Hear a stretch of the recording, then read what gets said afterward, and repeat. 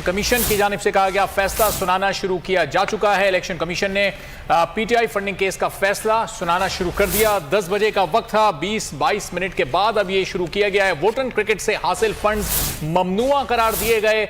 वोटन cricket से जो भी फंड्स पीटीआई को मिले उसको ममनुआ करार दिया गया। इसके साथ साथ ये भी सामने आया है कि आरिफ नकवी से जो फंड्स लिए उससे मुतालिक भी फैसले में कई अहम नुकात शामिल हैं और वोटन क्रिकेट जो क्लब था उससे जो भी फंड्स मिले उसको ममनुआ करार दिया गया है। पीटीआई का एक एतराज़ और एक तहफ़्फ़ुज़ात पीटीआई के रहे इलेक्शन कमीशन पर कि तमाम सियासी जमातों के फंडिंग केस के फैसले एक साथ सुनाए जाएं, लेकिन सिर्फ पीटीआई का फैसला अब ये सामने आ रहा है और इलेक्शन कमीशन की जानिब से फैसला सुनाने का आगाज कर दिया गया है।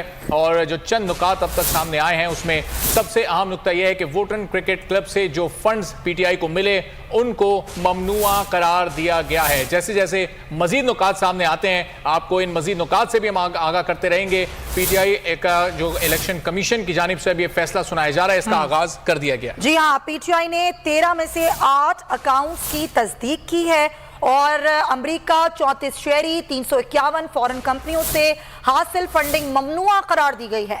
इलेक्शन कमीशन ने पीटीआई फंडिंग केस का ये फैसला सुना दिया है और मजीद भी ये फैसला सुनाया जा रहा है जिसमें वोटन क्रिकेट से हासिल फंड्स ममनुआ करार दिए गए हैं। पीटीआई ने 13 में से 8 अकाउंट्स की तस्दीक की है।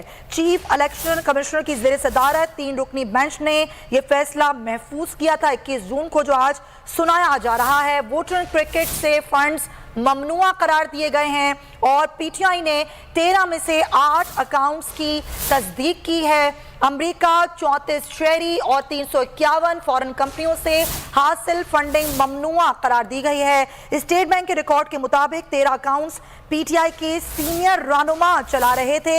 ये भी इस फैसले में कहा गया है। ये फैसला जो कि आ रहा है इलेक्शन कमीशन की जानिब से अहम फैसला है जिसमें ये बताया जा रहा है कि स्टेट बैंक के रिकॉर्ड के मुताबिक 13 अकाउंट्स पीटीआई के सीनियर रहनुमा चला रहे थे। और इसके साथ साथ आर्टिकल 17 की शिक 3 की संगीन खिलाफ वर्जी की गई है। पीटीआई ने 13 में से 8 अकाउंट्स की तस्दीक की है और इसके साथ इमरान खान के फंडिंग से मुतालिक बयान हल्फी को भी गलत करार दिया गया है। इमरान खान के फंडिंग से मुतालिक बयान हल्फी जो इलेक्शन कमीशन में जमा कराया गया था उसको भी गलत कहा गया है। स्टेट बैंक के रिकॉर्ड के मुताबिक 13 अकाउंट्स पीटीआई के सीनियर रहनुमा चला रहे थे। पीटीआई ने 13 में से 8 अकाउंट्स की तस्दीक की है। अमेरिका और 34 शहरी और 351 फॉरेन कंपनी से फंडिंग को ममनुआ करार दिया गया है। वोटन क्रिकेट से हासिल फंड्स को भी ममनुआ करार दिया गया। स्टेट बैंक रिकॉर्ड के मुताबिक 13 अकाउंट्स पीटीआई के सीनियर रहनुमा चला रहे थे। ये फैसला अब सामने आ चुका है। इस पर पीटीआई के रहनुमाओं का रद्द अमल भी आना शुरू हो गया है।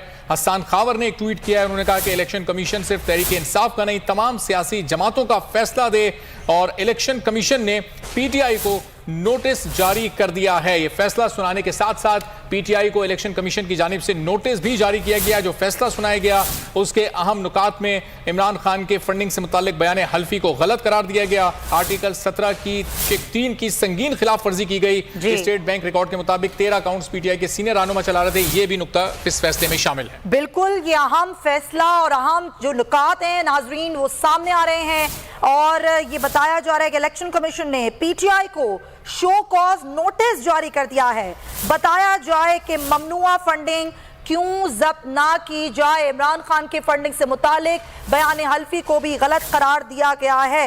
ये मुत्तफ़िक़ा फैसला है जो कि इलेक्शन कमीशन की जानिब से जारी किया जा रहा है। इसमें ये कहा गया है कि इलेक्शन कमीशन के मुताबिक कि जो 13 अकाउंट्स थे उसमें से सिर्फ 8 की तस्दीक की गई है।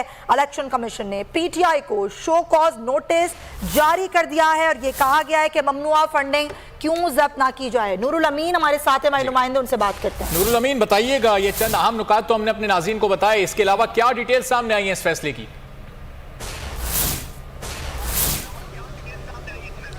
देखें, 13 अकाउंट्स में से जो 8 अकाउंट्स थे उनकी तो तस्दीक की गई है, लेकिन अब क्योंकि तहरीक इंसाफ को जो है वो नोटिस भी जारी कर दिया इलेक्शन कमीशन ने, तो अब जो सारा मामला है वो वफाकी हुकूमत की पास चला गया है और वहाँ से क्योंकि इलेक्शन कमीशन तो अथॉरिटी नहीं है, ये तहरीक इंसाफ को उस तरह से ना तो कलअदम करार दे सकता है और ना ही इससे ज़्यादा कुछ ये कर सकता है।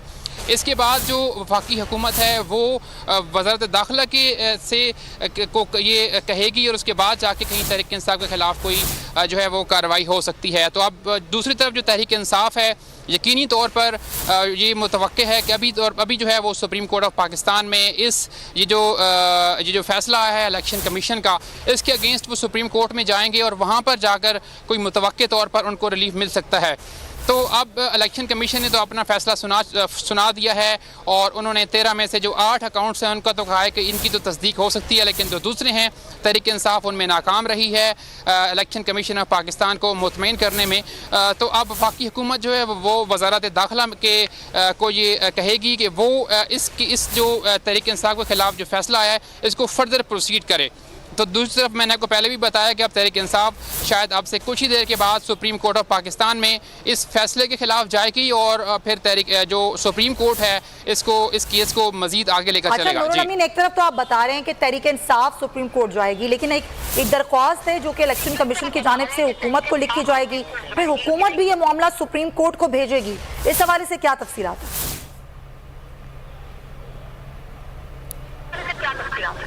जी देखें, इसमें जो तरीक़ाकार है जैसा कि मैंने आपको पहले बताया वो यही है कि इलेक्शन कमीशन ऑफ पाकिस्तान मुतवक्के तौर पर जो इनके बारे में कहा जा रहा था वो अपना फ़ैसला दे चुके हैं और तहरीक इंसाफ के ख़िलाफ़ ही फ़ैसला है। अब ये होना है कि यहाँ से जो इलेक्शन कमीशन जो मुस्लिम लीग नून है, जो वफाकी हुकूमत है, वो वज़ारत दाखिला को कहेगी कि इस फ़ैसले की इम्प्लीमेंटेशन के लिए फ़र्दर जो है वो कार्रवाई करे।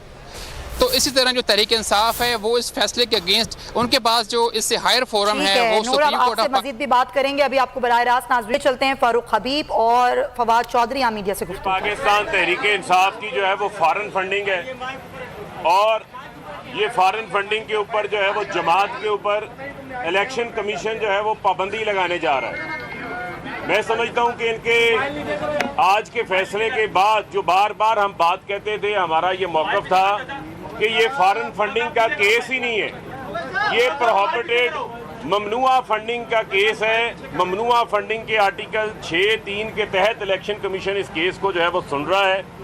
इस केस में किसी किस्म की कोई जो है वो फॉरेन फंडिंग जो है वो नहीं निकली, ना ही ये फॉरेन फंडिंग का केस साबित हुआ है। तो वो लोग जो बारहा इस नैरेटिव को, इस बयानिए को आगे बढ़ाते रहे कि ये फॉरेन फंडिंग का केस है, फॉरेन फंडिंग का केस है, आज उनको सख्त मायूसी हुई है कि तहरीक इंसाफ के ना ऊपर ना किसी किस्म की पाबंदी लगी है। सिर्फ एक जो है वो नोटिस जारी किया गया है, उस नोटिस का जवाब जो है वो हम भरपूर तरीके से देंगे। वो भी तमाम फंडिंग जो है हमारे पास उसके ज़राए भी मौजूद हैं, हमारे पास वो तमाम पैसा जो है वो बैंकिंग चैनल से आया हुआ है, ओवरसीज पाकिस्तानियों की तरफ से आया हुआ है। उसकी तफसीलात भी जो है इस शोकाज नोटिस को देखने के बाद उसकी तफसीलात भी जो है वो हम जमा करवाएंगे। लेकिन आज पीडीएम के लिए सख्त मायूसी का दिन है और उनको शर्मसार होना चाहिए कि पीपल्स पार्टी और नून लीग के अपने खाते यहाँ लेकर नहीं आ रहे। वो खाते नहीं है, वो खून खाते हैं, जहाँ पर उसामा बिन लादेन के पैसे भी आए हुए हैं, जहाँ JUI को लीबिया के पैसे भी आए हुए हैं। नवाज शरीफ ने अपनी पार्टी के अकाउंट्स को मनी लॉन्ड्रिंग के लिए इस्तेमाल किया हुआ है, उसका हिसाब आज तक नहीं आया और वो इलेक्शन कमीशन में नहीं ले सका। और ख़ास तौर के ऊपर कुछ मीडिया ग्रुप्स के लिए भी आज बड़ी शदीद मायूसी का दिन है कि जिन्होंने बड़ी बड़ी हेडलाइंस लगाई कि पता नहीं तहरीक इंसाफ बैन होने जा रही है, तहरीक इंसाफ का जो है वो इंतखाबी सिंबल जो है वापस ले लिया जाएगा। इस किस्म का कोई फैसला जो है वो नहीं आया। इस फैसले की तर्जमानी भी करें। अब जहाँ तक रह गई बात फैसले से मुतमिन के हवाले से, हमने पहले ही अपने तहफ़्फ़ुज़ात का इज़हार किया इलेक्शन कमीशन के हवाले से। 8 ऐसे फैसले इलेक्शन कमीशन पहले दे चुका है जिनको हमने मुख्तलिफ हाई कोर्ट्स में चैलेंज किया, जिसमें मखसूस नशिस्तों का फैसला था, पोलिंग एजेंट का फैसला था, अली अमीन गंडापुर को डिस्क्वालीफाई करने का मामला था और इसके अलावा मुतअद्दिद मामले थे जहां हमें रिलीफ मिला, जहां आइन और इलेक्शन एक्ट से हटके फैसले किए गए थे। आज भी ये जो फैसला है, इस फैसले के ऊपर इलेक्शन कमीशन ने सुप्रीम कोर्ट और इस्लामाबाद हाई कोर्ट के फैसले को मद्देनजर नहीं रखा, जिसमें तमाम सियासी जमातों का फैसला एक साथ सुनाना था। पीपल्स पार्टी और नून लीग के साथ लाडलों जैसा सलूक किया गया है। सिर्फ पीटीआई को पिन पॉइंट किया गया। स्क्रूटनी कमेटियां तमाम जमातों की 2018 में एक ही वक्त के ऊपर बनाई गई, लेकिन स्क्रूटनी कमेटी काम मुकम्मल करती है सिर्फ पीटीआई का, इलेक्शन कमीशन फैसला सुनाता है सिर्फ पीटीआई का।